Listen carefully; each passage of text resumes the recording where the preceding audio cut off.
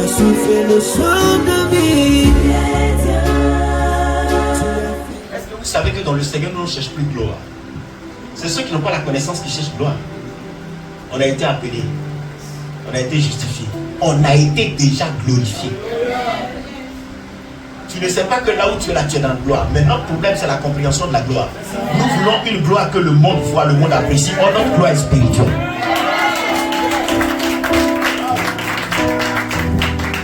Les démons le regardent, les gens leur disent: oh, petit Joseph, ton papa il faisait. Hey, ma chaise l'est bien. Ta maman est là, elle fait du pain, c'est bien. Petit. Les gens disent petit, mais quand les démons le voient, ils disent: tu es le fils de Dieu. Tu es le fils de Dieu. Puis ils sont étonnés: mais toi petit là, justement. La gloire qui est sur lui est spirituelle. Tu n'es pas spirituel, tu ne verras pas. Il faut préférer la gloire spirituelle à la gloire mondaine. Donc dans le monde, ils sont grands, mais spirituellement, c'est des esclaves. Nous, quand on nous regarde, dans le monde, on est petits, mais spirituellement, nous sommes des champions. Bon Willy. J'ai dit bon Willy, ça veut dire quoi? Ça veut dire bonne parole. Mais on ne fait pas croisade là-bas. C'est funérailles qu'on fait là-bas. Aïe, c'est funérailles. Tu vas faire croisade où? Tu commences, on envoie le vent, tout s'en va. Et Dieu me dit: va gagner. J'étais allé une fois, il me dit: repars. Il dit: on s'en va à la place bon Willy. 4 jours. On commence la croisade. Premier jour, il n'y a pas pluie. Deuxième jour. Troisième jour, les sorciers sont sortis. Ben. Appareil, la baffe, là, ça c'est petit. Et puis tu vois, le gars, il vient mettre son oreille comme ça. Mais on pense que c'est technicien, gars, c'est un sorcier. Pour lui, les appareils sont éteints. Comment les appareils sont éteints, puis on danse? Donc il allait écouter. Donc en réalité, Dieu l'a rendu sourd. Et puis nous, on entendait maintenant. Vous comprenez? Et pendant la croisade, pendant que je prêche, il y a un petit qui est assis avec le fils de mon fils spirituel qui m'a aidé dans la croisade. Et il lui dit: le papa qui prêche là-bas, là, c'est pas un homme. L'enfant lui dit: il y a quoi? C'est un homme. Il dit: je te dis, celui qui prêche là-bas, là, ce n'est pas un homme. Ne valorisez pas ce que le monde valorise, valorisez ce que Dieu valorise. Il n'avait rien pour nous plaire, rien pour attirer les regards. Ça, il n'avait rien du monde. Et il lui dit: mais c'est qui alors? Et le petit lui dit: c'est Jésus lui-même qui est là-bas. Et vous pensez que Jésus qui est en vous, et il dit: le monde vous haïra à cause de moi. Jésus est en toi, et puis tu veux que le monde t'applaudisse. Tout ce que le monde applaudit là, c'est bien. Le monde reconnaît ce qui est à lui. Dieu aussi reconnaît ce qui est à lui. Donc nous là, quand on va dans le monde là, c'est pour éclairer, pour que les gens viennent. On ne va pas là pour qu'ils nous applaudissent. On s'en fout. Il y a une chose que nous on sait, c'est le témoignage que le Saint-Esprit nous rend chaque jour en nous disant: tu es enfant de Dieu. C'est ça qui est important pour nous. Il ne faut pas te préférer à Dieu. Il ne faut pas te préférer à Dieu. C'est pourquoi Jésus dit que celui qui me suit, veut me suivre, renonce à lui-même. Quelqu'un qui n'a pas renoncé à lui-même, Dieu ne l'utilise pas. Parce que si tu n'as pas renoncé à toi-même qu'il t'utilise, tu vas utiliser la gloire contre lui.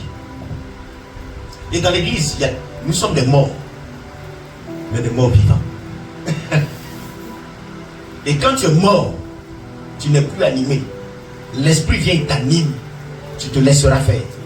Si quelqu'un ici veut suivre Jésus-Christ de Nazareth, qui n'a pas renoncé à lui-même, il ne pourra pas.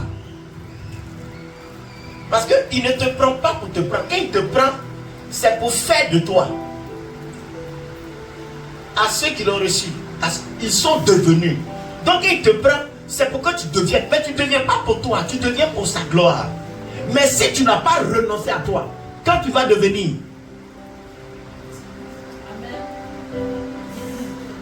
tu me connais? Oh, donne-moi l'offrande là, ici, là. Oh, c'est moi qui t'ai guéri. Mon ami, depuis quand tu es devenu la guérison? C'est pourquoi cette histoire où aujourd'hui vous voyez, on dit Dieu de mon père, Dieu de mon père. Moi je n'aime plus ça. Dieu de ton père là, il s'appelle comment? Le Dieu de ton papa là, il s'appelle comment? À force de dire Dieu de mon père, l'ennemi a récupéré et de façon subtile, les gens font adorer le diable sans toutefois que les gens le sachent. Dieu de ton père, ton Dieu là, c'est qui? Dans quelle alliance tu es? Celui que nous on adore, nous on sait qu'il s'appelle Jésus-Christ de Nazareth. Si tu as dit Dieu de mon père, finis par Jésus-Christ de Nazareth. Sinon, le Dieu de ton père, c'est qui? Dieu de mon père, et puis on ne dit jamais son nom. On dit le nom du Père, mais on ne dit pas le nom de Dieu. Alors que la Bible dit le nom de Jésus au-dessus de tous les noms. C'est le nom par lequel vous serez sauvés. Donc s'il y a un nom qu'on doit prêcher, c'est le nom de Jésus-Christ. Ce n'est pas le nom de ton père. Et quand tu dis Dieu de mon père, on retient le nom de ton père, mais on n'entend même pas le nom de Jésus. Est-ce que c'est le nom de ton père qui guérit les malades? C'est le nom de ton père qui sauve? C'est le nom de Jésus-Christ. Donc les histoires de Dieu de mon père, je suis d'accord, mais il faut finir, il faut dire le nom de ce Dieu-là. Pour que les gens espèrent dans ce nom. Ce que je viens de vous dire là, ça c'est le monde actualisé par le diable dans le Nouveau Testament. Voilà pourquoi aujourd'hui vous allez voir, on dit dans le milieu des pasteurs, il y a des francs-maçons. On dit dans le milieu des pasteurs, il y a des homosexuels. Mais le but c'est quoi? Ils cherchent quoi? Donc tu viens prêcher devant les gens, mais en réalité tu es en train de les tuer. Et tu ne le fais pas pour Jésus, tu le fais pour toi et pour celui pour qui tu as détourné ce que Jésus-Christ t'a donné. Vous comprenez? Et aujourd'hui c'est en vogue. Je vais vous dire, il y a des chantres francs-maçons. Je vais vous dire ça aujourd'hui. Je vous le dis, il y a des chantres francs-maçons. Donc au lieu de quitter Jésus et puis aller dans le monde comme le Brenda Fassi, non, on reste en Jésus et puis on opère maintenant en lui. Regardez les niveaux des chants que nous chantons. C'est vide d'essence. Les gens se trémoussent comme ça, mais quand ils finissent, rien. David a pris ça à quand il fait comme ça, démon sort. Et toi tu viens chanter, lui c'est art, il n'y a pas peut-être parole dessus. Mais toi tu viens, tu chantes. Le nom qui est au-dessus de tout, il n'y a rien. Tu vas revoir. Hein? Et le monde danse. Oh, le monde danse. Ah! C'est pourquoi on doit être spirituel. Matthieu 4, verset 5 au verset 7. Le monde dans le Nouveau Testament. Il dit, si tu es fils de Dieu, il faut te jeter. Dieu n'a pas parlé, il n'a pas parlé. Dieu n'a pas fait, il n'a pas fait. Tu cherches quoi? Je suis à l'encroisade à Divo. Je presse, on m'envoie une femme paralysée sur une moto. Je demande à les paralysés, on dit, oui, faites l'asseoir. Pendant que je suis en train de presser, pouf, le Saint-Esprit l'a fait lever. Wow! Elle vient pour témoigner, on dit elle est muette. Quand le monsieur qui l'a envoyé a dit elle est muette, que lui il va parler à sa place, elle a arraché le micro, elle dit je parle, sa voix est venue en même temps. Wow, elle a témoigné. On va, on arrive maintenant à Iré. Je vois un paralytique. Je dis, oh Seigneur, tu as fait la même chose. Je fais, j'arrive au nom de Jésus, rien. Bouge tes pieds, le gars, bouge tes pieds. Au nom de Jésus, lève-toi, rien. Puis j'entends, laisse-le.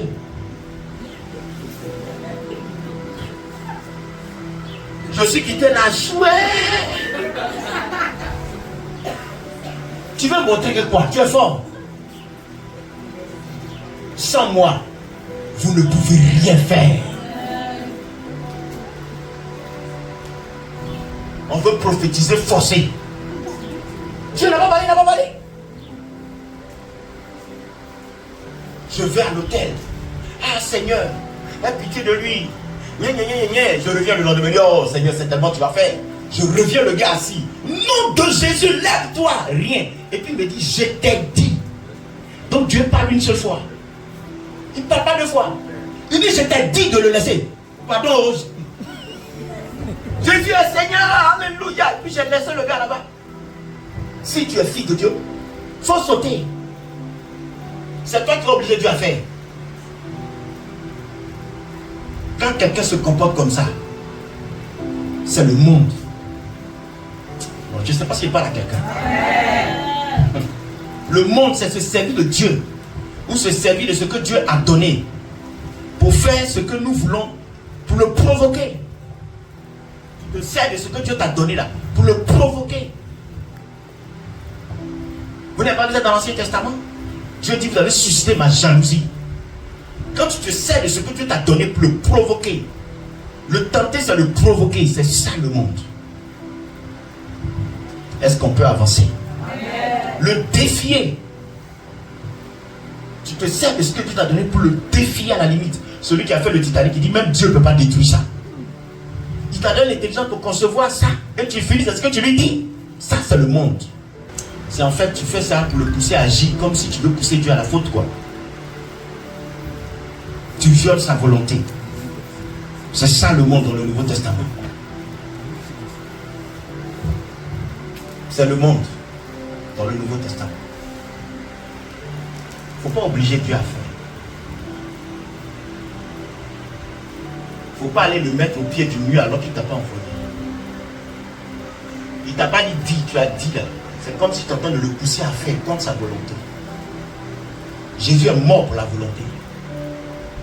Il n'est pas mort contre, mais il est mort pour. Et nous laissons de la volonté. Le monde, dans le Nouveau Testament, dernière position. Satan lui dit, tu vois tous les royaumes de la terre et leur gloire.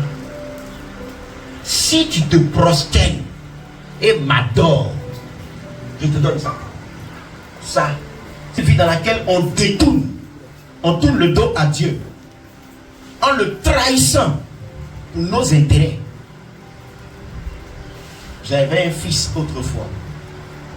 J'ai prié pour lui jusqu'à... Il était dans une banque. Il était en bas. J'ai prié et dit, bon, Dieu me dit que tu seras dans l'instance dirigeante de la banque en Afrique. Dieu l'a levé. Quand Dieu l'a béni, l'argent que Dieu lui a donné, il allait faire une boîte de nuit avec.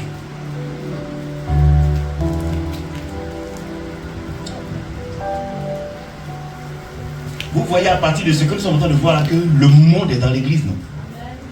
Et aujourd'hui, quand on dit le monde est dans l'église, les gens regardent les habits. Non. Jésus n'est pas venu pour sauver habits. Il est venu pour sauver l'âme, le cœur. C'est parce que le cœur est dans une telle disposition que la vie est comme ça. Le monde, c'est préférer ce que Dieu donne. C'est préférer ce que Satan donne à ce que Dieu donne. Non, Jésus là c'est trop lent. Dieu là c'est trop lent. On fait Dieu là, co. Il y a quelqu'un qui vient qui me dit, mais toi, quand tu pries pour les autres là ça marche, mais moi tu pries, je ne vois pas.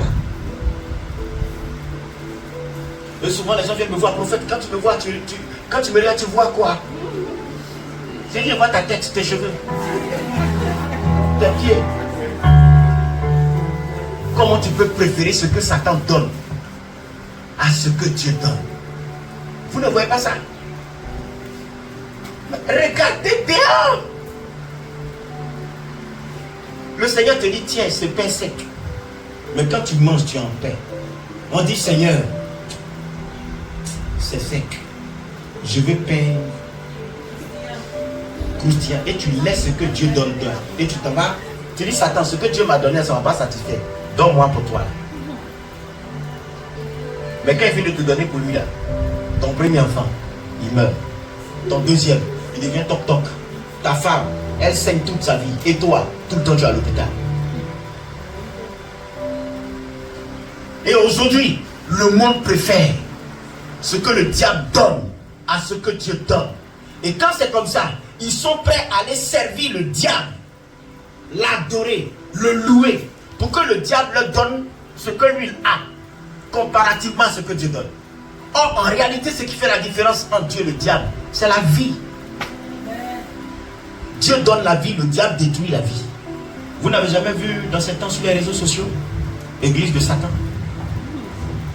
Le monde, c'est lorsqu'on reconnaît Satan comme Dieu. C'est ça le monde.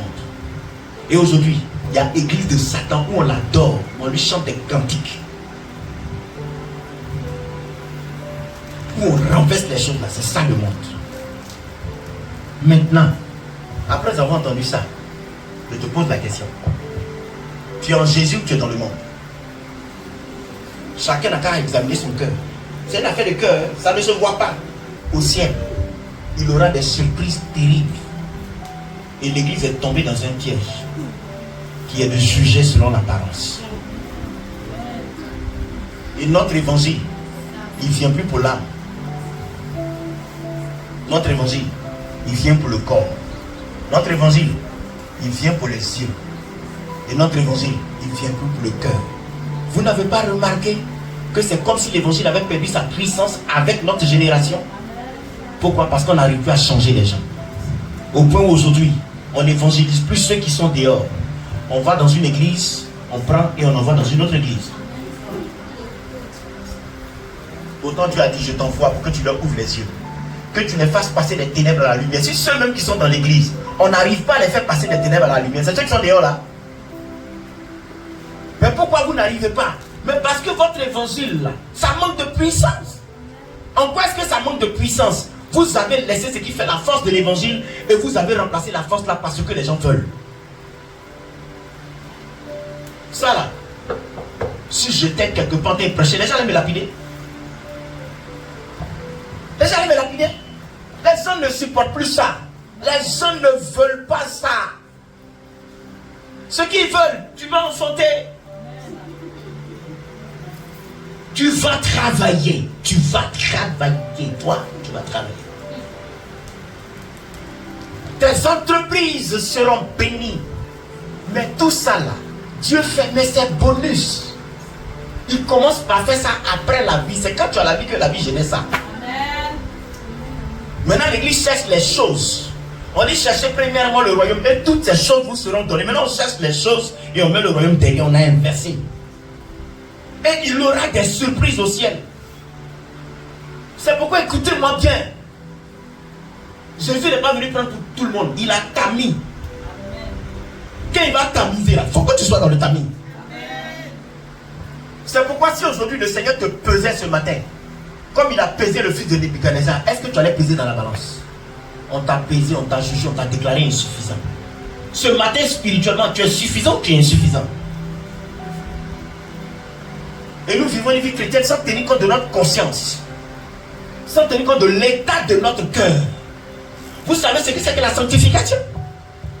Vous savez ce que c'est? Vous savez? Hein? Hein?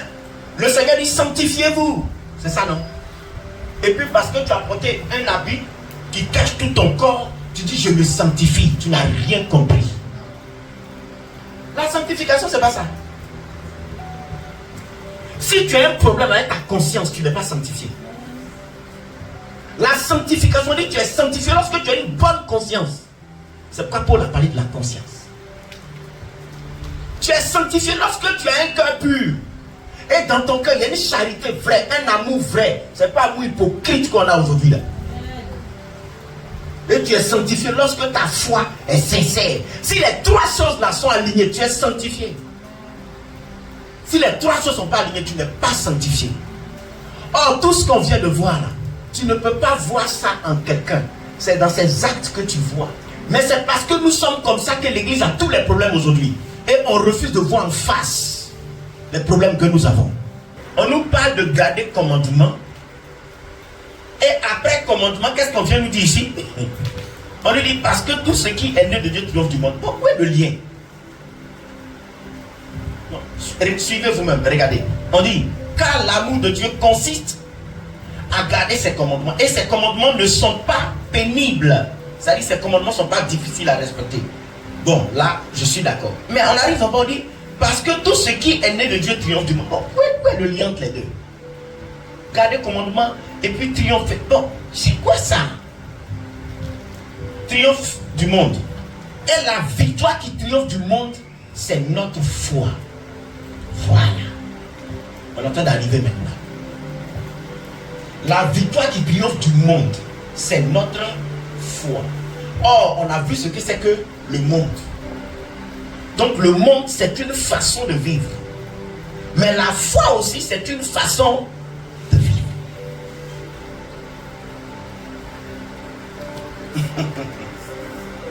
Tout ce qui n'est pas le fruit d'une conviction, c'est péché. Mais ce qui est le fruit d'une conviction, c'est la foi. Donc nous devons vivre une vie de conviction. Et celui qui vit une vie de conviction, il vit une vie de foi. Qu'est-ce qu'il est en train de nous dire? Il est en train de dire, si vous ne naissez pas de nouveau, vous ne pourrez jamais pratiquer les commandements de Dieu. Ta lâche là, ça fait 3 kilos. Si je le mets dans ta main, tu pourras tirer? Tu vas prendre ta lâche là comme ça. Tu ne sauras même pas quoi faire parce qu'il faut chambrer. Tu ne sais pas comment on chambre.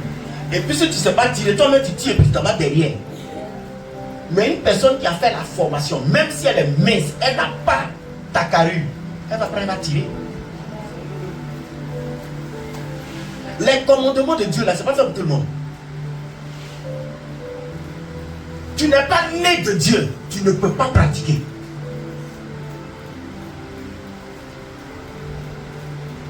Tu ne peux même pas faire même.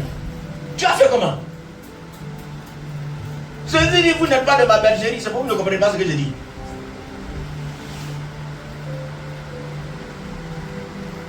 Or, si vous savez ces choses, vous êtes heureux. Pourvu que là où Dieu nous attend, c'est la pratique. Mais pourquoi on n'arrive pas à pratiquer? C'est à cause de notre nature. Tu vas dire à un voleur de garder ton argent. Voilà ce qu'il est en train de nous dire. Or, il y a deux natures. Soit tu as la nature du monde, soit tu as la nature de la foi. La nature de la foi, c'est la nature de Dieu. La nature du monde, c'est la nature du diable. Il y a la nature de la lumière et il y a la nature des ténèbres. Donc, tant que tu n'es pas né de nouveau, il y a des choses que tu ne pourras pas faire.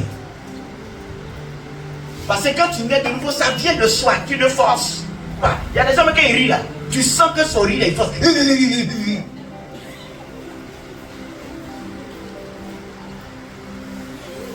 Attends, tu n'as rien à dire, tais-toi. Tu es obligé de pécher. Dieu t'a rien dit. Dieu t'a pas donné un message. Lui donner aux gens. Mon ami, Dieu n'a rien dit. Rien.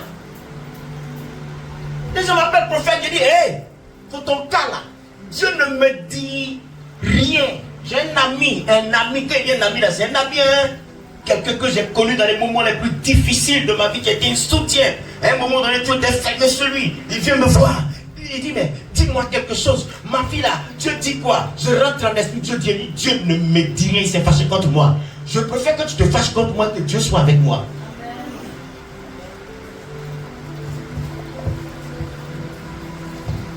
L'esclave,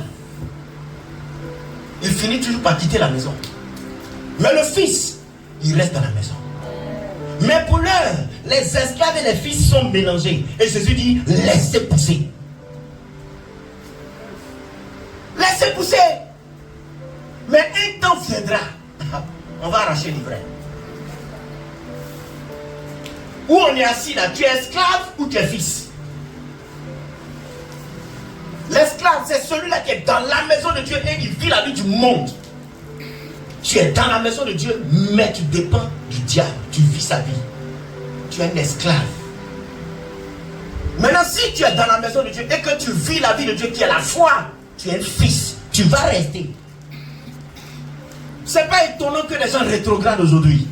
C'est parce qu'ils n'ont jamais eu la nature de Dieu.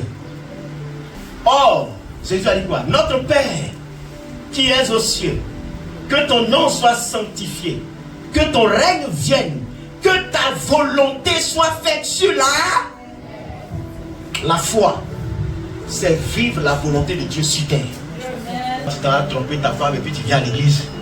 Venez louer Jésus. Hey, alléluia, venez louer. Moi, je ne souffrirai jamais. Tricheur. Tricheur. Tu es d'impudicité et puis c'est toi qui as venu prendre le micro. Moi j'ai choisi Jésus-Christ dans ma vie.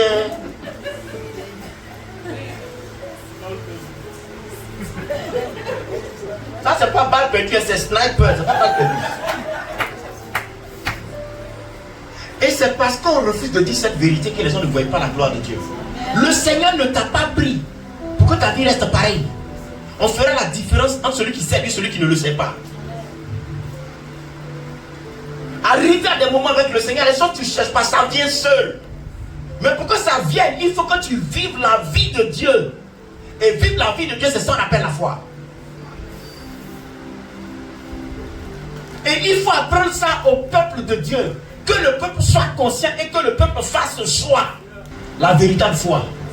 c'est lorsque tu pratiques les commandements de Dieu. C'est ça la foi. La foi, c'est pas se mettre sur les réseaux sociaux et puis venir parler. La foi, ce n'est pas aller à l'église et puis danser. La foi, c'est faire la volonté de Dieu sur terre comme si j'étais dans le ciel. La foi, c'est mettre les commandements de Dieu en pratique. C'est ça la foi. Tu mets les commandements de Dieu en pratique, ça devient ta vie. Ta vie est de pratiquer les commandements de Dieu. C'est ça la foi. Et celui qui n'a pas la nature de Dieu ne peut pas faire ça. Celui qui n'est pas fils de Dieu ne peut pas faire ça. Donc pour faire ça, ce auquel nous sommes appelés, commençons par le commencement. En devenant fils de Dieu. En ayant la nature de Dieu. En privilégiant les choses de Dieu. Celui qui a cette foi, il vit la vie de Dieu malgré tout. Job a dit, le bien nous vient de Dieu, non? Le mal aussi nous vient de Dieu. Une femme insensée.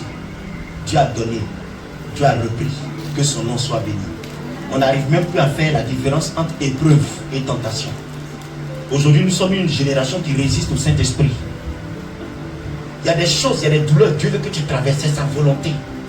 Mais on nous a dépeint un Dieu qui est tellement qu'on ne le connaît plus. On ne le connaît plus. Et on résiste à Dieu. La femme qui met son enfant au monde, 9 mois, arrivé au moment où nausée, ma femme, lorsqu'elle est enceinte de notre premier fils, l'eau glacée, en temps je n'avais pas de réfrigérateur. Chaud, c'est ça. À 1h du matin, je vais aller chercher glace. On m'a parlé d'une autre femme, on dit qu'elle était enceinte, elle courait seulement. Elle ne sait pas pourquoi elle courait, mais l'enfant là serait une athlète. Il y a une autre, quand elle était enceinte, elle allait voler la viande elle-même dans ta propre sauce. Donc quand la femme est enceinte, c'est alors qu'elle devient très bizarre. Et sa vie devient très bizarre. Et je vais vous dire, la bizarrerie, c'est pas seulement la nausée, hein. Parfois, elle ne peut même pas se coucher. Sur le dos, sur un côté, elle marche comme ça. Parce qu'elle est enceinte. Et quand elle finit d'accoucher, pour accoucher encore, c'est la douleur. Elle va crier, elle va gémir. Et elle met un enfant au monde.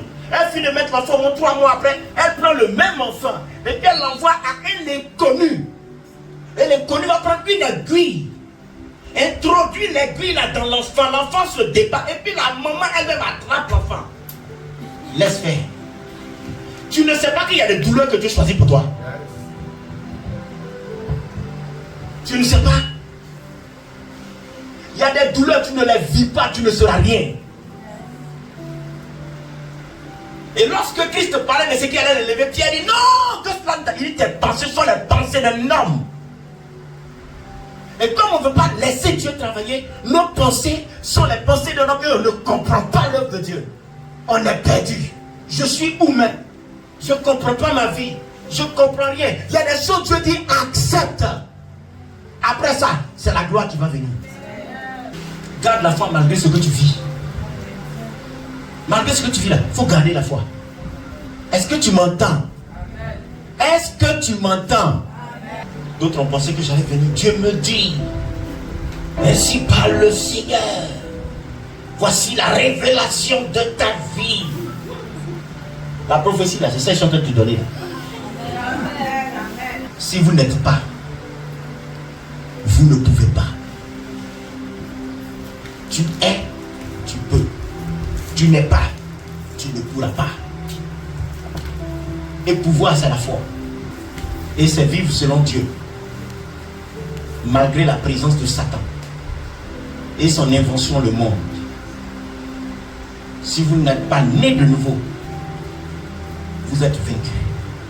Maintenant, quand on dit ce qui est né de Dieu triomphe du monde, ça veut dire que c'est une nature qui fait qu'il y a des choses que tu ne peux pas faire. Et la manifestation de cette nature, c'est une vie qu'on appelle la foi.